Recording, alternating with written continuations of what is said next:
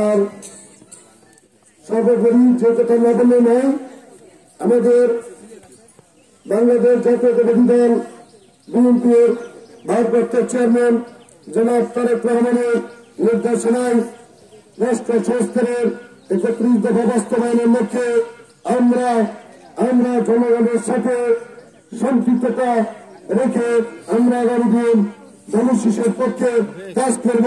বাংলাদেশ জাতীয়তাবাদী দলের দিক মজবুত করব। সেটা লাগবে আপনাদের সহযোগিতা লাগবে। আপনাদের সহযোগিতা পেলেই আজকে ভারত বিএনপির দিক মজবুত হবে এবং রাষ্ট্র সংস্কারের ৩১ দফা বাস্তবায়ন হবে।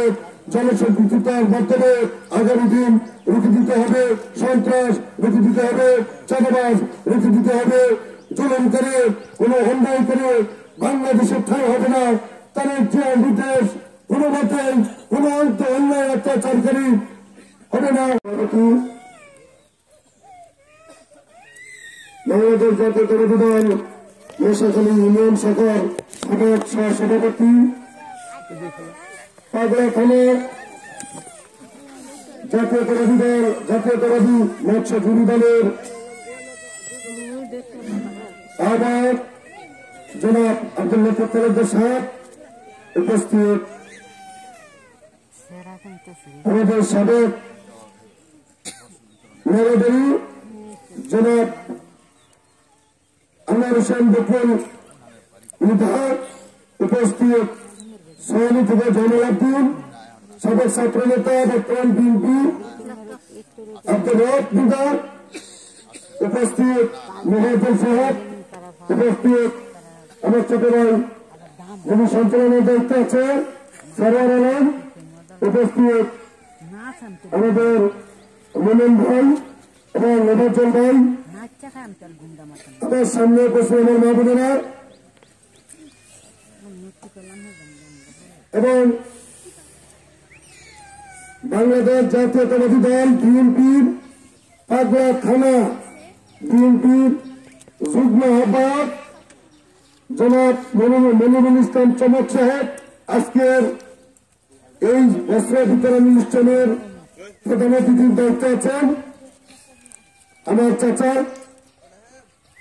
উপস্থিত মা বোনেরা, বিএনপির অঙ্গ সহযোগী সংগঠনের নেতৃবৃন্দ, আসসালামু আলাইকুম।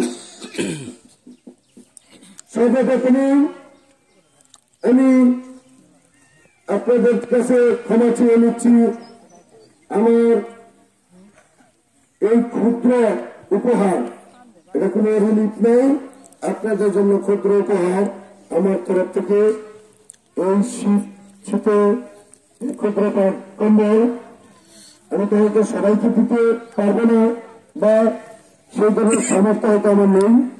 আমার তরফ থেকে যতটুকু কিঞ্চিত পরিমাণ উপহার আপনাদের জন্য রেখেছি। আমি আপনাদের ভাই, আর কারো ভাতিজা, কারো সন্তান।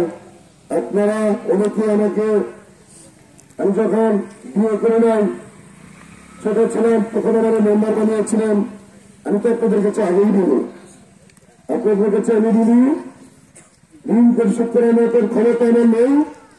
আমি আপনাদের পাশে থাকবো সুখে দুঃখে, রোদ ঝড় বৃষ্টিতে, যে কোনো সময় আমার অবস্থান থেকে আমি আপনাদের পাশে থাকবো, আমার জন্য দোয়া করবেন। সেই সাথে বলতে চাই, আজকে যারা দূর দূরান্ত থেকে আজকে